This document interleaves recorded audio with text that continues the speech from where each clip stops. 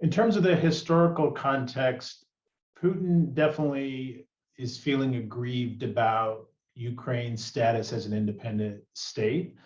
If he looks back at Russian history, he can show, and he's right, that much of current Ukrainian territory was at some point part of the Russian Empire and part of the Soviet Union. But there were many countries that used to be part of other countries and that are now independent and are recognized by the international community as independent. And Ukraine has been a sovereign state since 1991.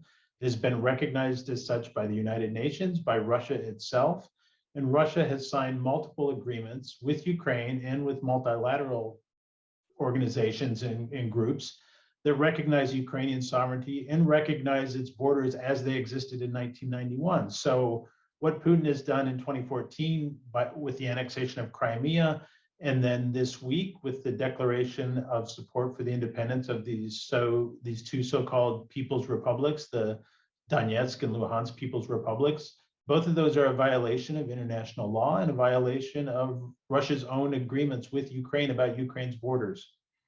Well, that's one of the things about the international system. There isn't an international cop that can come and arrest the head of state for breaking international laws. So in that sense, it's on the entire international community, starting with the United Nations, but also other states, to try and restrain these actions as best they can. So that's why you see the United States and its allies imposing sanctions, stopping Russian pipelines from coming online, making other moves to help support Ukrainian sovereignty, including supporting them with the provision of military equipment and other forms of assistance, intelligence assistance, assistance against cyber attacks.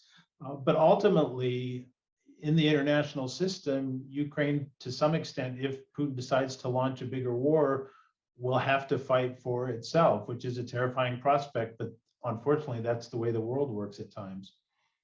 The sad thing, I think, is that NATO can't really do anything that is going to stop Putin. And if Putin is determined to launch an attack on Ukraine, a bigger one than he already has, I mean.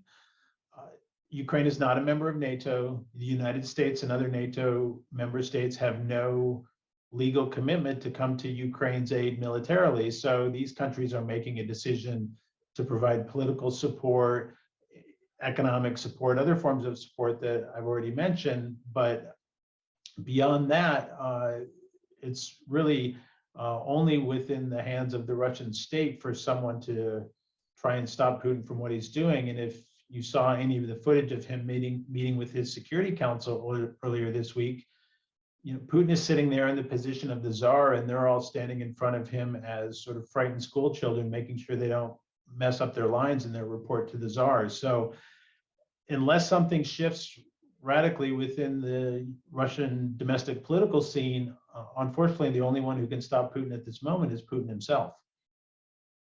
It's hard to say for sure if that's how things will play out. I mean, obviously, this is a major challenge for the international system.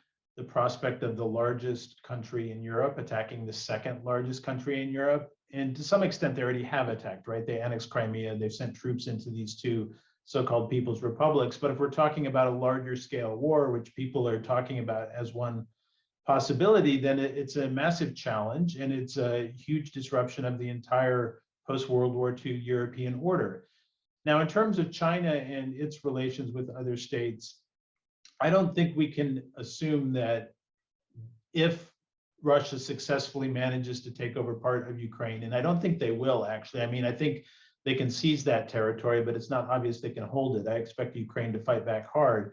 But assuming they do, that doesn't necessarily mean that it's the same situation for China with respect to Taiwan, for example. Those are different situations, different interests, and I think the international community will respond to it differently. So I wouldn't see any of this as a green light for Xi Jinping to do something rash with respect to Taiwan. We don't know for sure what he intends, but I think we should start with the premise that his goal is to make sure that Ukraine remains part of the Russian sphere of influence. He's been very clear about that. And through his own actions, with the annexation of Crimea in 2014, he has actually made the Ukrainian population and the Ukrainian government much more sympathetic to the notion of joining the West, which means a trajectory towards the EU and NATO. So he's trying to reverse that trajectory, but everything he does to try and hold on to Ukraine just makes Ukraine want to fight even more to remain outside Russia's sphere of influence. So he's created this problem for himself, but he doesn't see it that way. He thinks someone else did this to him. Ukraine did it to him, the United States or whoever. So he's trying to reverse that. And as we discussed earlier, there's no one really currently in Russia who has the ability to stop that other than Vladimir Putin. So it's up to him to decide what he wants to do.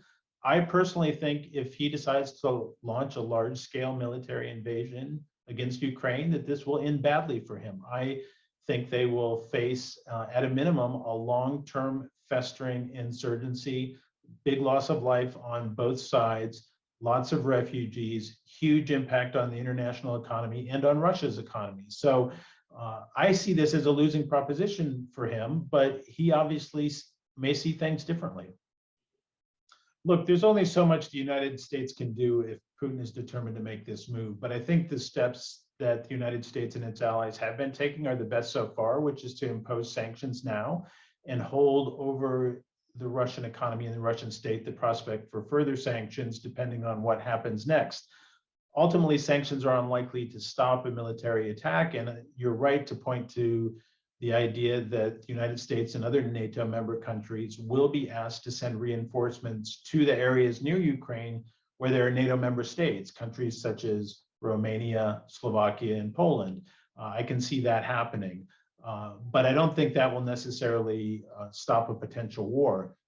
Now, in terms of the sanctions effects in Russia, I think there is still a lot that the international community can do to put pressure on the Russian economy, but it won't happen quickly. It'll happen over time.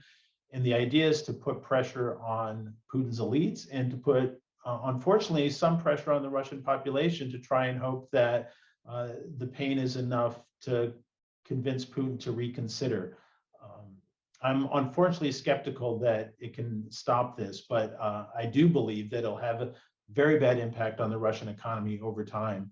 And we've seen that really since 2014 in the annexation of Crimea. The Russian economy has been stagnant and not doing that well for the last 8 years. And that's also a product of his rash foreign policy decisions. I think one thing that's interesting about this crisis is that the Biden administration has been very out front with information about what they expect to happen. And they've been sharing as much intelligence as they can without giving away how they get that intelligence about what they expect Russia to do next. So in some sense, there is no surprise that's coming. We've been told what might be coming. And it's kind of a situation of brace for impact. If a big invasion does happen, it is going to have these effects that I talked about earlier. So we should watch and see what happens with the Russian army. Do they make a major move in the next few days or weeks? Because ultimately, the size of the force that Putin has put in place around Ukraine, over 150,000 troops, can't stay there forever. If they don't go forward, they will have to at some point return to their bases and some other move will have to be made. So if there is going to be a larger scale invasion, I would expect it probably within the next week and maybe in the coming days. The only other point I'd like to add is that, we kind of talk about this a bit dispassionately, but if this comes to a large war involving Russia and Ukraine, we're talking about the deaths of thousands, potentially tens of thousands, tens or hundreds of thousands of refugees, and the biggest geopolitical crisis in Europe since the end of World War II, probably. So this is a very tense moment for all of us, most of all for Ukrainian citizens who are waiting to see what Vladimir Putin decides to do with respect to their country.